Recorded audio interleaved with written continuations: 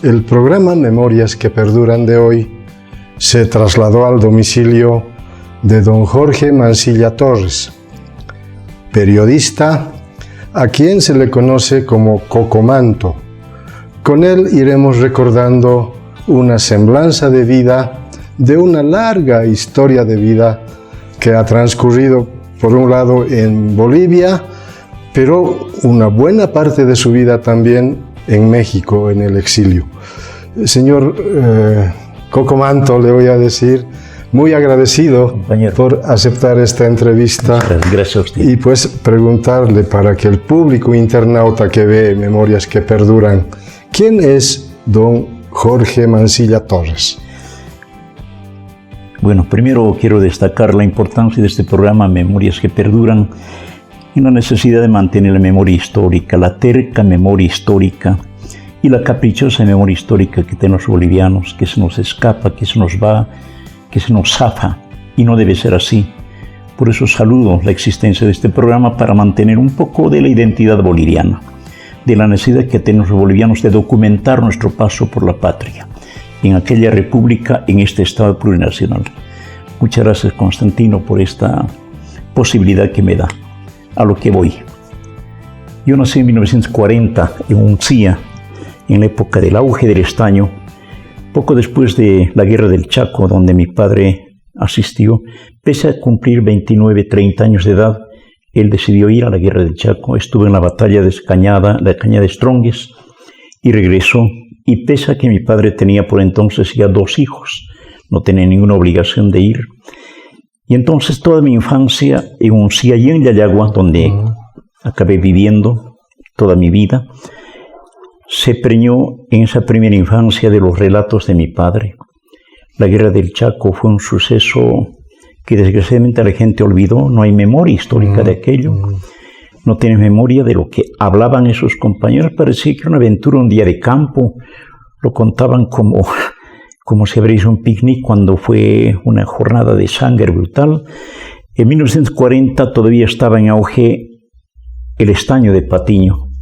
Don Simón, un poderoso industrial cochabambino, había hecho la primera nacionalización de las minas de estaño en Santiago de Chile, cuando compró todas las acciones de las compañías chilenas que estaban en el norte boliviano, en el norte de Potosí y en el sur también de Potosí, pero más en el norte. Don Simón compró todas las minas, hasta cualquiera inclusive, nació en la Bolsa de Valores y se hizo dueño de las minas como correspondía a un boliviano. Yo nací en medio de esas celebraciones, cuando siglo XX, Catavi, Cancañira y Miraflores eran el auge del estaño y cuando el sueldo de Bolivia era el estaño. Entonces toda mi infancia, como dije, se preña de estos discursos de heroísmo, de sentimiento patrio. A diferencia de lo que pasaba en las ciudades donde la vida transcurría en cosas ajenas al sustrato histórico de Bolivia. ¿Qué recuerdos tiene don Jorge de su infancia por Uncía y por Yayagua? Primero, el humor de la gente. Dicen que sí, que en los lugares donde hay mayor tragedia, mayor dolor, hay esta apertura a la vida, a la risa. Los mineros de Yayagua contaban cuentos, cantaban, los del siglo XX, y uno no sabía cómo, si tienen amenazas de silicosis, de tuberculosis, de miseria, de matanzas militares, cómo podían ellos estar sonriendo la vida. Y la pregunta es al mismo tiempo paralela. ¿Dónde, Constantino, se cuentan los mejores chistes? En los velorios. Ahí está el cuerpo, pero la gente está tomando su café o su coctelito afuera, contando chistes para no dejarse jalar por esta atracción de la muerte, para seguir vivos. No digo ninguna novedad, hay que ver cómo cuentan los mejores chistes en los velorios, y pasaba este fenómeno psicológico en las minas. Pero al mismo tiempo mi infancia está preñada de las masacres, la masacre del 43, la masacre del 47 en julio y en agosto, cuando la rosca arrasó con los pueblos mineros, se llevó preso a mi padre a Coati, acusados de ser nacionalistas, anarquistas, socialistas, piristas, el colgamiento de Villarroel, que pegó muy duro en Yayagua, en siglo XX, porque este era un presidente que se acercaba a los mineros. Y entonces toda mi infancia sentía esta amargura, este resquemor de ver morir gente muy querida. Conforme crecía, tenía 14, 15, 16, 17 años, y yo veía perder ya a mis amigos, que fue de Federico Guzmán, que fue de Alberto Mendívil. A los 17, 18 años entraron a trabajar en la mina, vivieron 3, 4 años más, y la silicosis se los llevó en su trampa. He perdido muchos amigos, muchos compañeros en mi primera juventud, en la primera infancia. Entonces, ahí sentí la necesidad de volverme un comunicador involuntariamente. Necesitaba contar, retener lo que estaba viendo, porque no basta la voz, hay que darle palabra. La palabra y la voz son dos cosas distintas. Voz tienen los pájaros, voz tiene el viento, voz tiene el agua, voz tiene el motor que estaba funcionando hace poquito y que usted mandó a apagar para hacer más audible este discurso. Palabra tenemos solamente los hombres. Y la palabra es documento. La voz es el envase, el sustrato, la mermelada es la palabra. Y entonces había que dotar de palabra aquello, todo esto. Palabra escrita o palabra oral, palabra bien dicha. Y a propósito de la comunicación, ¿cómo es que se vincula a Radio Pío XII? Yo estudiaba literatura y castellano en La Paz, por decisión de mi hermano que acaba de fallecer, mi hermano querido, Cándido. Él vio que tenía aptitud para escribir y para hablar, y me puso en la Normal Superior Simón Bolívar de La Paz. En ese tiempo declamaba, recitaba cosas, yo desde la escuela, y me vinculé a Radio América en La Paz, que después se llamó Nueva América. Unos señores Salcedo que vendieron la radio al señor Salmón, pero trabajé en esa primera instancia, año y medio en Radio América, leyendo informativos. Tenía 19 años de edad, manejaba un programa de 1 a 2 de la tarde todos los días, de lunes a sábado, y una vacación que me fui a Yayagua, habían inaugurado un mes antes la Radio Pío XII, que fue el mayor milagro en la radiofonía boliviana, porque hasta entonces las radios, ¿qué eran? Compañeros, ustedes que han conocido, en la radio era un cuartito con un micrófono, con una consola, con la planta transmisora atrásito y unas antenas de alambritos. Los curas de la Pío XII, los oblatos de María Inmaculada, montaron un local, un edificio específico para radio, con paredes acústicas, con salas de grabación, con salas de redacción, con cabinas de locución, una maravilla. Y entonces me sorprendió, yo venía de esta radiecito pequeña de Radio América y me deslumbré viendo aquello. Me invitaron a hablar, a leer informativos, y desde que leí el primer informativo en Radio Pío XII en 1960 ya me quedé. Y estuve año y medio en Pío XII. Salí de allí por motivos que no son del caso narrar y me fui a La Paz. En el proyecto de retomar mis estudios de literatura y castellano, y de paso entré a Radio Altiplano por la gestión de un amigo muy querido que aún vive, bendito sea Dios, como dicen los cristianos. Se llama Mario Castro Monterrey, que fue dueño de Radio Cristal, un hombre con voz de micrófono. Él me llevó a Radio Altiplano. Allí estuve cuando vino a visitarme una delegación de Colquiri, del sindicato de Colquiri, que me pidieron que fuera a Colquiri a trabajar en la radio que estaban montando y que querían que sea similar a la Pío XII. Entonces fui, lo primero que hicimos bautizar aquella radioemisora, se llama Radio Vanguardia, le pusimos el nombre, y efectivamente nos dotaron de una consola de lujo, 4 o 5 micrófonos de lujo, las plantas transmisoras, una emisora poderosa. Eso fue hace enero del 64.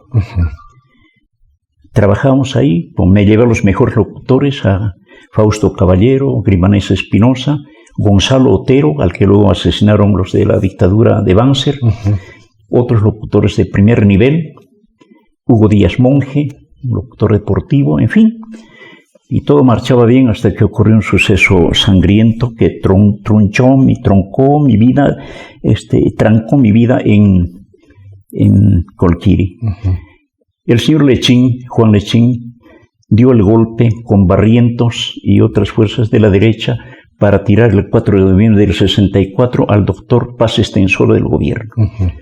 Y el doctor Paz, el señor Lechín se enchufó al gobierno, a la Junta Militar de Barrientos y Obando, con la pretensión de ganar espacios. No lo toleraron por instrucción de la embajada norteamericana, no le dejaron a don Juan avanzar más allá de su proyecto. Barrientos lo expulsó en el mes de abril, lo expulsó a Paraguay. Desde Paraguay don Juan ordenó a las minas y a los distritos mineros y a las radios sindicales a que se manifiesten en su favor, y ordenó una manifestación pública el 23 de mayo de 1964 en Oruro. Y ahí confluimos los mineros de Yayagua, Guanuni, San José, Morococala, Cami, Colquiri, para confluir allí. Solo que los mineros de Colquiri no pudimos entrar a Oruro. Nos rodearon el regimiento Camacho I de artillería, nos cerró el paso y pugnamos por entrarnos en ese entrevero violento de palabras. Se oyeron los disparos y el ejército disparó y yo grabé toda esa matanza desde el primer disparo. Vi morir a 17 compañeros en La Pampa. ¿Dónde escapar, compañero Rojas, en La Pampa? La Pampa es una cárcel en esa situación porque los cerros están lejos, azules, y el cielo es ajeno a ese drama. La gente no sabía qué hacer porque los militares disparaban con los ojos cerrados porque el blanco era seguro. Y yo, locutor, periodista, no le deseo a nadie lo que pase esa tarde. Caminar entre muertos, contar muertos, cerrar los ojos a compañeros mineros muertos, sin dejar de hablar, sin dejar de narrar, sin dejar de entrevistar. ¿Qué ha visto, compañero? Cuente, para que no digan que estoy inventando. Todo está grabado. Entonces, esa grabación, me di modos para llegar esa misma noche. Llegamos a Colquiri como si habríamos vuelto de 4 o 5 años de guerra. Los sobrevivientes llegamos con nuestros muertos en los camiones. Y pasé la grabación por la cadena nacional de emisoras mineras, que respondieron solamente a Nacional de Guanuni y San José de Oruro. No pudimos comunicarnos porque nuestra radio no tenía la potencia que necesitábamos. Entonces San José agarró y San José difundió la matanza, que dura 21 minutos de narración. Lo admito ahora, de cuando en cuando escucho aquella grabación, me salí de mis cabales. No fui nada objetivo, no fui nada locutor. Era rabia, cólera, ira, angustia, insultos a este ejército que pierde todas las guerras y gana todas las masacres. Eso dije. Y entonces pasamos la grabación el 23 de mayo del 65, porque había ocurrido en el golpe del 64, el 65.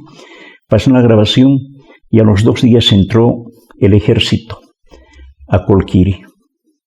Estaba leyendo un informativo cuando apareció detrás mío un señor capitán grandote con 3 militares así. Me dicen: Jorge Mansilla, soy yo. Mire, tiene usted 1 hora para irse de Colquiri. Y créame, señor Mansilla, que la orden es más difícil para que tiene que ser a cumplir y más fácil para usted que tiene que cumplir. Hágame sencillo el trabajo. No me obligue a extremos. Váyase. ¿Cómo no? Pensé que venían por la grabación. Felizmente no habían escuchado aún ellos, o no sabían. Entonces levanté mis cosas. ¿Se apura? Sí, me apuro. No había forma tenía el micrófono abierto. Salí escoltado por 4 militares que me llevaron hasta un jeep que estaba a 1 cuadra y media de la plaza de Incalacaya en Colquiri, y salí de Colquiri el 25 de mayo del 65. No volví más. Como 7, 8, 9 años después, cuando yo era periodista en La Paz, vi a ese militar que me expulsó de Colquiri, se llamaba Alberto Natuch Buch. Nada extraño. Claro. No volví más a Colquiri, no me llamaron para nada hasta ahora, dejé aquello y me enchufé de nuevo a Radio Altiplano, donde hice un programa exitoso de enfrentamiento a Barrientos, Olla de Grillos se llamaba. Enfrentarlo desde el humor político que aprendí con los mineros, con Malaquito Bairajaita, que el más es mi inspirador, mi numen, el hombre que me enseñó a sonreír en la mayor desgracia. Pues estoy vivo por la capacidad de reacción que tenía Malaquito Bairajaita, que tenía un aforismo, el primero que aprendí en mi vida. Las cosas están mal, pero todavía estamos a tiempo para que se pongan peor. A partir de aquello, todo se explica.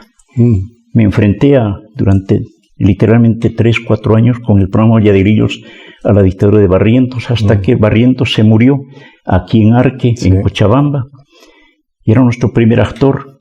Se murió el primer actor, ya no tenía sentido el circo, y entonces comenzó a hacer. En eso ocurrieron una serie de golpes, y Torres accedió a la presidencia. Ya me habían sacado de Altiplano por presión de los militares, de Obando y toda la gente, y entré a Radio Illimani. Como jefe de informaciones en Radio Illimani, la emisora del Estado, que está pegadita al Palacio de Gobierno en la calle Ayacucho. Ahora es la casa grande del pueblo, pero allí estaba Radio Illimani, que teníamos conexión con la presidencia. El 21 de agosto, querido Constantino, del 71, es un golpe militar contra el general Torres. Yo llegué a las 9, era un sábado, no tenía necesidad de ir al periódico, a la radio, pero mi deber fui para saber si había levantado el sitio de Cochabamba, las guarniciones militares de Santa Cruz, de Beni, de Pando, Chiquisaca, en Potosí, en Seguidilla.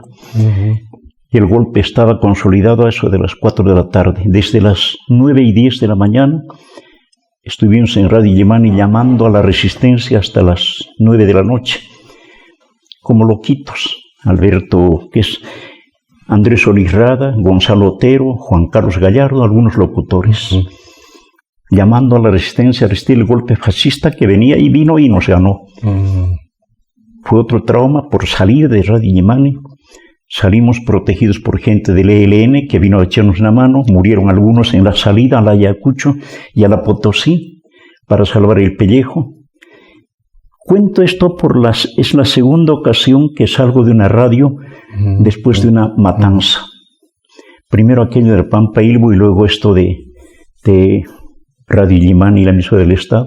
Y precisamente en este golpe también lo matan al padre Mauricio Lefebvre.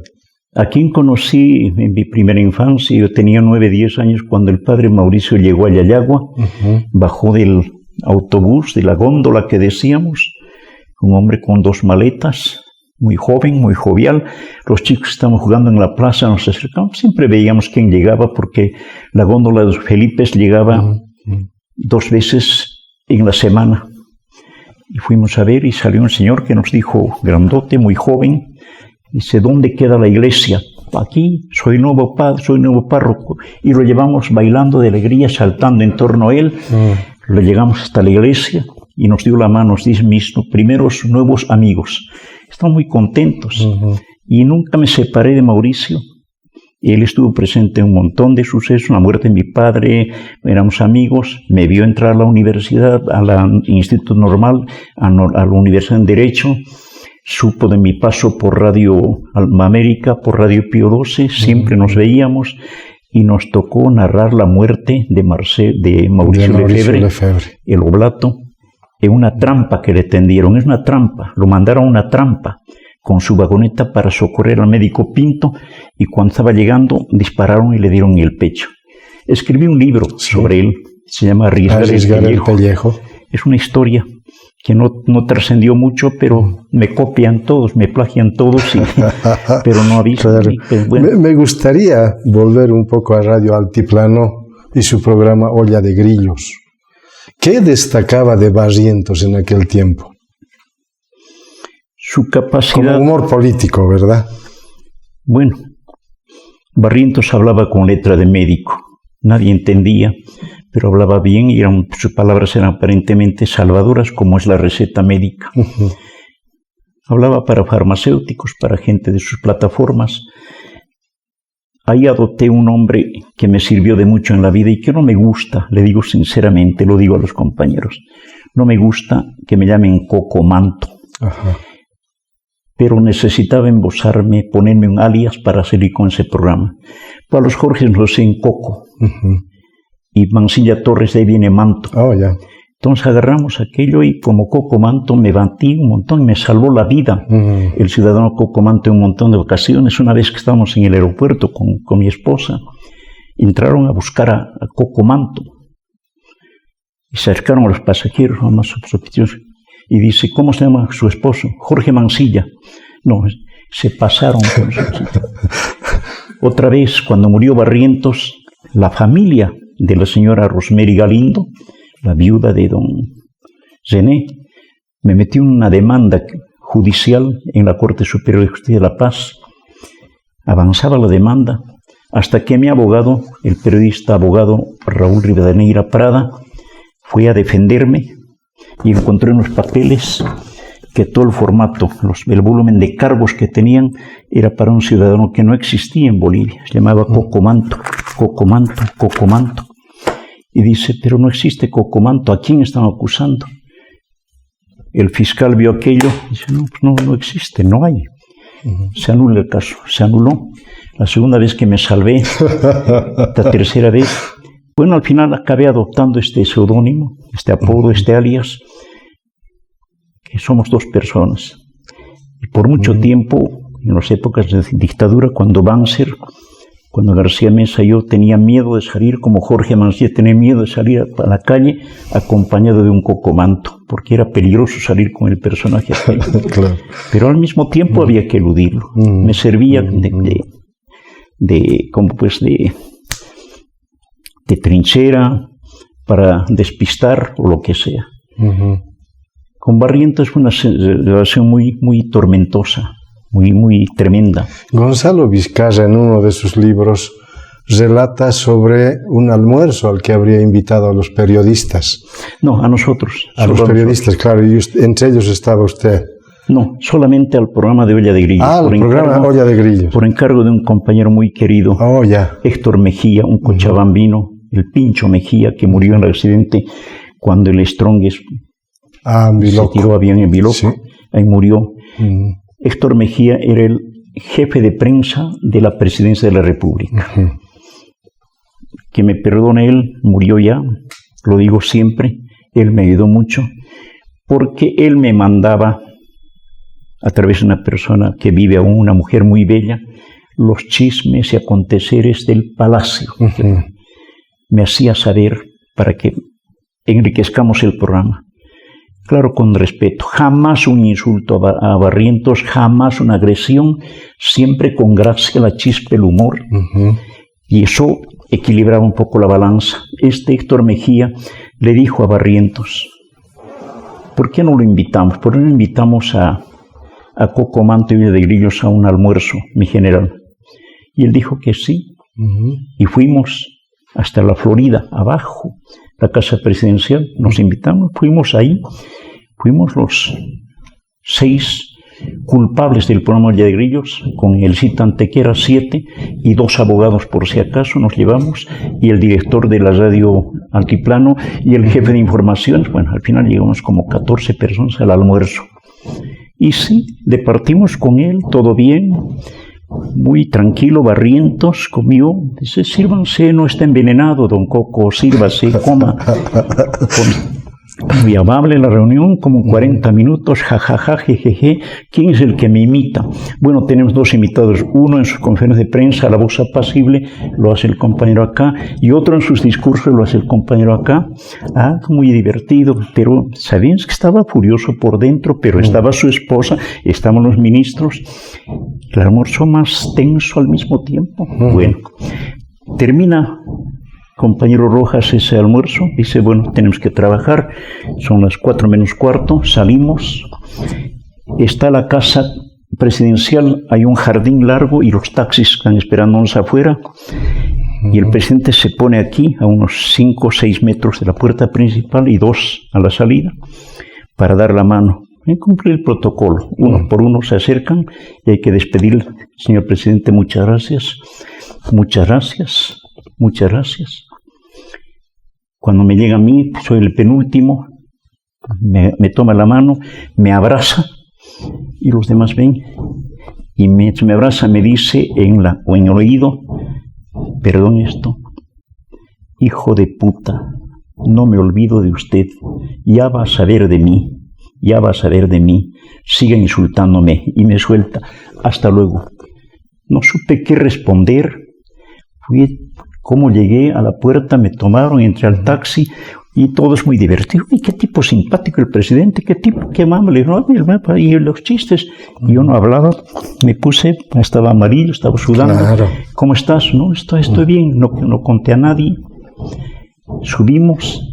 Y en esa vuelta que hay desde la Florida para entrar al Estado General, en San Jorge hay una vuelta donde está una virgen, en La Paz, y hay una gruta de agua.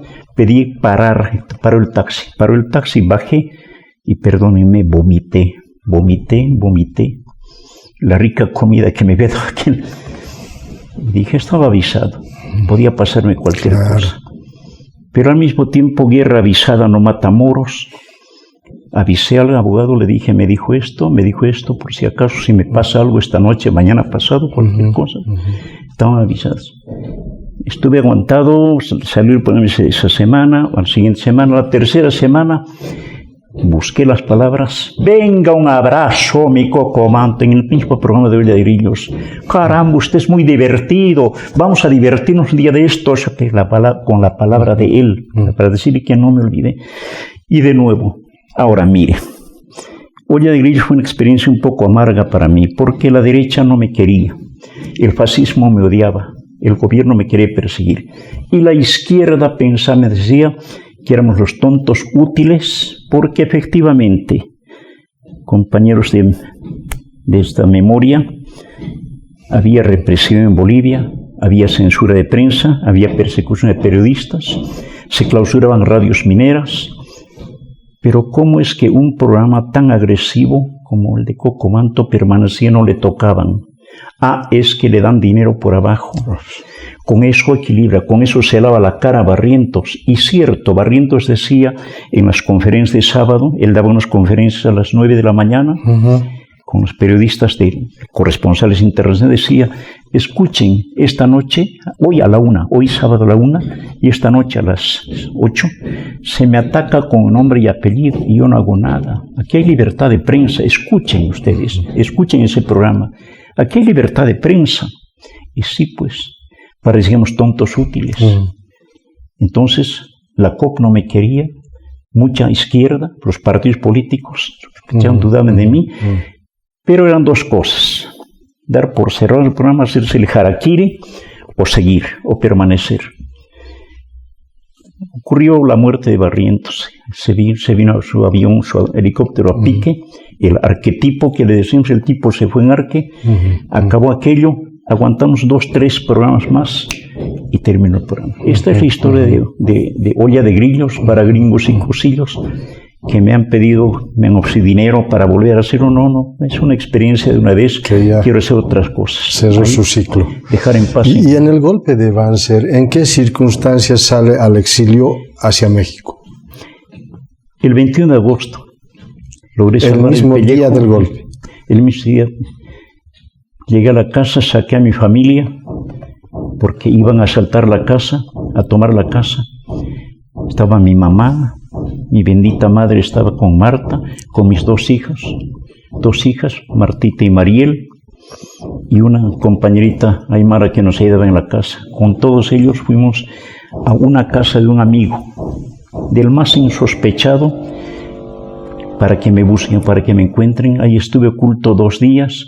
Mi mamá se llevó a mi familia a Yayagua. Yo me quedé a vivir, pero como 3, 4 meses en La Paz, de casa en casa, saltando. Me negaba a salir del país hasta que no hubo más. Me dijeron, Coco, estás perseguido, están buscando casa por casa.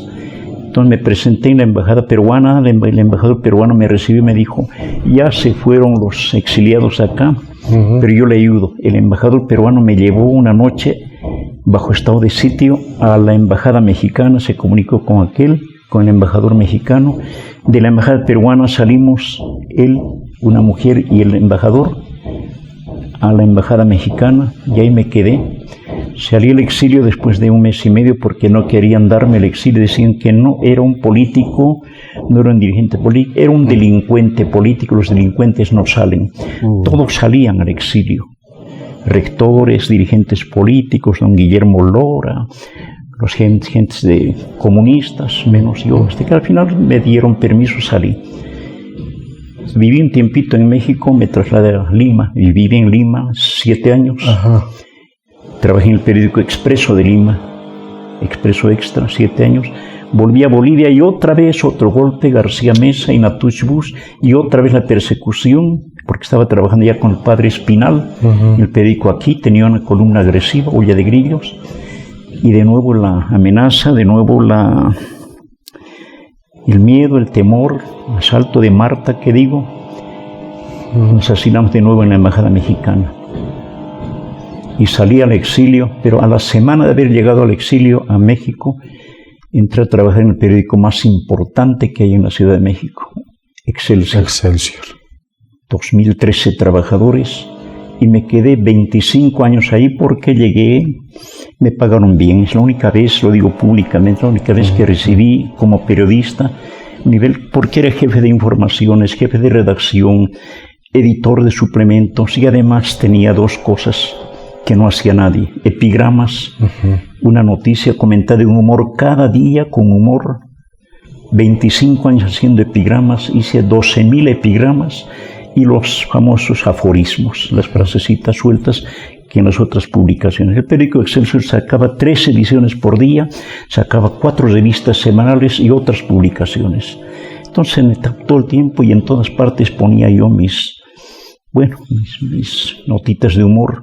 Me pagaron bien. Ya regresé acá, quería vivir en Sucre. Me jubilé en el Excelsior, me vine acá. Estaban tratando de encontrar un lugar donde vivir en Sucre, porque mis padres son de Sucre. Estábamos en eso cuando volví a México a recoger mi indemnización del periódico. El periódico se había vendido, mal vendido, pero bueno, ahí estaba, me dieron el dinero. Estamos preparando con Marta el viaje definitivo acá, cuando me llamó el presidente Evo Morales y me dice: quiero que te quedes como embajador allí.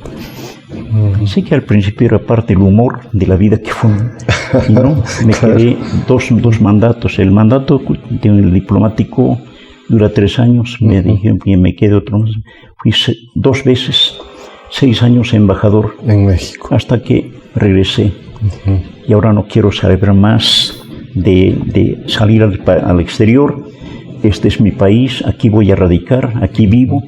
Y por cierto, no sé cuándo salga tu programa, pero mañana, 21 de septiembre, con la primavera, voy a presentar una obra mayúscula hecha con artistas cochabambinos. Es precisamente esto, se llama la obra, ¿no? Clamor por la vuelta al mar, hecho aquí en Cochabamba.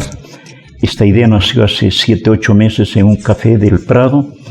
Estábamos con mis compañeros músicos con los que había hecho ya 2 cantatas, una cantata para Cochabamba, la revolución del 14 de septiembre, y otra cantata para las heroínas de la Coronilla en el 2012, por el Bicentenario. Estábamos con ellos y resolvimos hacer una cantata para apoyar a Bolivia en su gestión en La Haya. Pero ya no cantata, vamos a hacer canciones sueltas. Y aquí sale el sumario, y pusimos el sumario, sí. El mar, y aquí están las 12 canciones que hay. Hay salay, bailecitos, cuecas, joropos, canciones, todas, sonetas, en fin. Y mañana vamos a presentar en la Casa Grande del Pueblo. aparte de toda la producción que hago, ¿no? Que escribo muchos libros, sigo escribiendo, voy a sacar otro libro de aforismos, de breverías aquí con el humor cochabambino, que me está costando. Yo hablo quechua, no hay problema.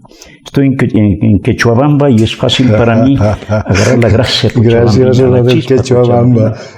Entonces agarro fácilmente. Y estoy preparando un libro de aforismos que va a salir en cuestión de un año y medio, aparte de la poesía con la que me defiendo. Y miren, abusando un poco del tiempo que me dan acá, soy el poeta más musicalizado en Bolivia, porque 36 de mis canciones, de mis poesías, están musicalizadas. Mi compañero ve cómo es verso medido, son octosílabos, y es de fácil digestión verbal. Agarra su charango, le pone música y sale el disco. No es exactamente lo que uno quisiera, porque una cosa es la poesía y otra cosa la letra para música. Pero en este disco nos hemos pulido porque he escrito en acuerdo cotidiano, diario con los músicos, escuchando sus acordes, escuchando los acentos y los mismos objetándome palabras para que salga una cosa decorosa.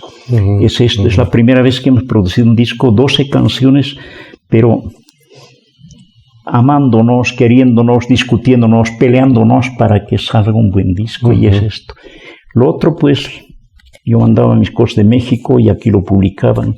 Entonces así salía, y las no son muy buenas, las de 36 canciones, digamos, son 6 que pasan y 30 están flotando entre poesía, en la indefinición, sin identidad, sin propiedad. Pero ahora quiero hacer canciones con los músicos. Ya no soy poeta, inventé una nueva profesión, letrista. A este país le faltan letristas. Doña Yolanda Bedregal, la más grande poeta, don Franz Tamayo, el más grande poeta, ahí están sus poesías, pero ¿cuál canción de doña Yolanda, cuál poesía de Franz Tamayo, cuál poesía de don Julio de la Vega? Es una canción. Si estos señores habrían hecho letras para canciones, para la cueca. Don Franz Tamayo escribió una hermosura, que se llama Claribel. Es la letra de una cueca. Está esperando la música en la desolada tarde. Claribel, al claror de un sol que no arde, y yo iluso, descreído, aún pienso que me has querido. Claribel es una cueca, pero ¿quién le pone la música? La música, eso. Y le habría gustado a don Franz. Hemos puesto esta música en su poesía. Pero entonces, bueno, esta es una última producción. Sin embargo, don Jorge Mansilla ha producido también muchísimos libros. Quizás una breve referencia sobre estos libros. Mejor prefiero que lo visualicen. Mire, sí, pues tengo mucha poesía, tengo testimonios, tengo cuentos y testimonios que llamo cuentestimonios, biografías para Mauricio Lefebvre. Escribí un libro que va sin mi nombre, se llama El delito de ser periodista, a propósito de la masacre de la masacre en Epizana, Tolata, Carcaje, la masacre del Valle que se llama.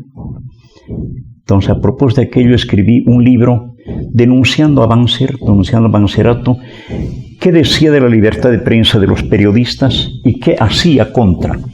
En una columna, todas las flores que nos echaban los periodistas, su respeto a la libertad de expresión, al periodismo, el apoyo a la prensa, a los diarios, a las radios, y en las mismas fechas, al lado, año por año, durante los 7 años, lo que hacía contra los periodistas: clausura, destrucción, asalto. Y en eso ocurre la masacre del Valle, cuando tira un decreto infame, devalúa la moneda y congela los precios. Los campesinos del Valle son los primeros en levantar, es decir, no nos conviene, no nos pagan lo que Entonces hay una fricción entre los campesinos y los militares. Ocurre la masacre y se rompe el maldito pacto militar campesino instituido por Barrientos, un pacto que nos hizo añicos a la clase popular, a los clases trabajadores, porque el gobierno de Barrientos se defendió con ese pacto. Nos ponían los campesinos frente a nosotros, pero con esa masacre se hizo pedazo aquello. Y quiero reivindicar la memoria de un compañero muy querido, Emilio Mendiola Galarza se llamaba. Me cuentan, yo no estuve aquí, estaba en Lima cuando escribí aquello. Fueron una delegación de periodistas para entrar al cuartel de operaciones, al teatro de operaciones en Tolata, y no los dejaban pasar los militares. Y los periodistas querían ingresar para saber qué cosa, para saber algo más de lo que decía el informe militar. Y el militar que dice que no van a pasar, no van a pasar, lo mismo que nos dijeron a Pampa Ilbo. Y entonces alguien, piensan que es Emilio Mendiola, dice, ¿qué cosa? ¿Por qué no pasamos? ¿Es delito ser periodista? Y dice aquel, sí, es delito ser periodista. Porque ustedes pueden mentir, tergiversar, echar basura contra nosotros. Es delito ser periodista. Tomé esa palabra, el delito de ser periodista. Y con lo que de aquí recibí alguna información, recuerdo de prensa, compuse el libro. Y resolvimos de común acuerdo, por un libro colectivo con periodistas, no poner nombre de autor. Ahí están, fecha por fecha, todo se comprueba, todo demostrable, con los documentos, con las evidencias. Y decimos, ¿quién es el autor de esto? Cuando me preguntaron en la Universidad Católica en La Paz, ¿quién escribió este libro? ¿Quién hizo este libro?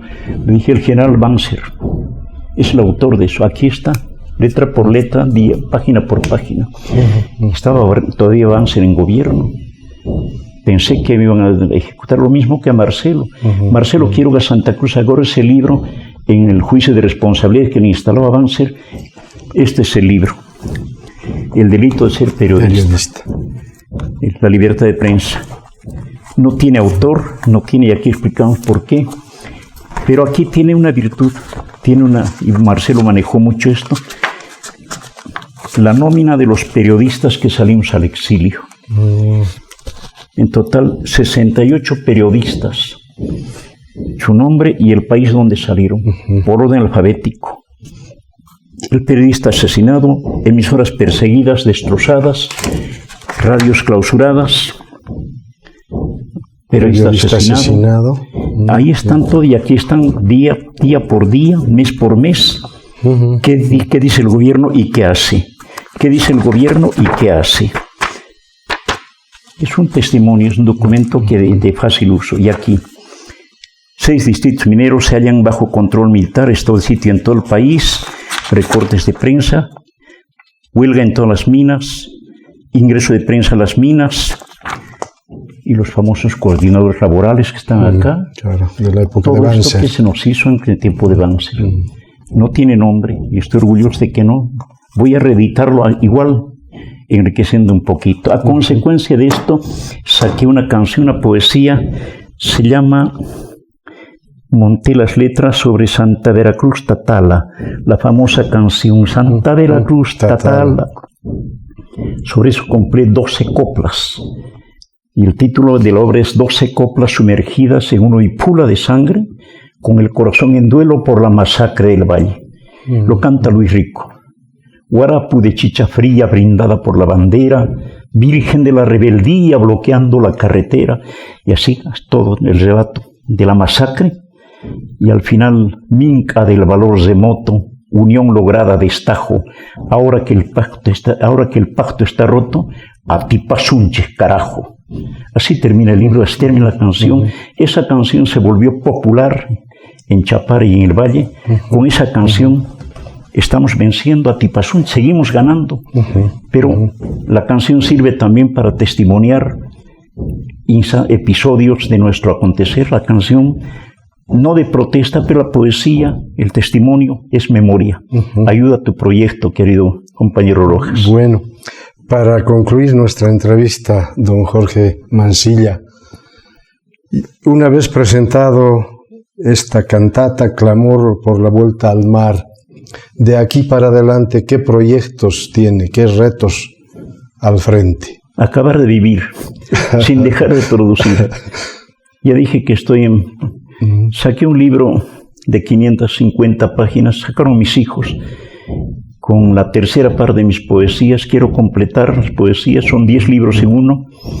Se llama Mantología Poética, en vez de antología, por mantología. Y voy a sacar aquí con los aforismos un libro de picardía cochabambina. Y quiero ir a recobrar las coplas que se cantan en el señor de la Veracruz, que dicen acá. Santa Veracruz. Porque poca gente ha averiguado, investigado aquello. es un testimonio extraordinario en los años, hace 20, 30 años. Los cochabambinos le cantan al Señor de la Veracruz, pero con sorna, con ironía, con protesta en quechua. Qué bien que estás, con tu cielo asegurado, tu papá es Dios. Y nosotros acá, con cruz, sin Dios, sin pan, pero cantado con gracia. Y son coplas que hay que recobrar, hay que recobrar. Es el único país en el mundo donde se cuestiona al Cristo. Ah, qué bonito, qué bien, con tu corona de oro, nosotros acá, sin pan. Es hermoso, pero recobrar esos testimonios de gente que debe tener memoria todavía, hacerla cantar y escribir la historia del Señor de la Veracruz. No es Veracruz, la cruz de verdad o Veracruz. Veracruz, porque le ponen velas. Es una joya.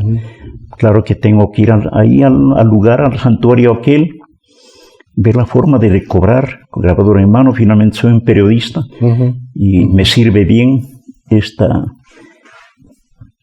¿qué cosa? Pues de estandarte de periodista, de investigador, de escritor para recobrar aquello. Estoy haciendo esto, ¿no? Me va a faltar tiempo. Espero que me falte tiempo y me sobrevida. Bueno, agradecerle por haber aceptado esta entrevista. Te agradezco mucho. Y solicitarle su despedida del programa. No con la solo ruego de que cuiden mi honra, porque a veces me alteran, hacen decir cosas que no dije. Les agradezco mucho. El hombre es testimonio, el hombre es palabra, aparte de la voz, y quisiera que se guarde la palabra, que haya memoria de que por aquí pasó, y aquí vivió, y aquí acabó un boliviano que ama su país toditos los días del año, no solamente un día, no solamente el 21F, sino 365 días del año. Soy militante boliviano. Llevé a mi país, yo no salí al exilio, dejé mi país, me llevé a mi país conmigo y en el exterior publiqué 14 libros sobre Bolivia. Es esto.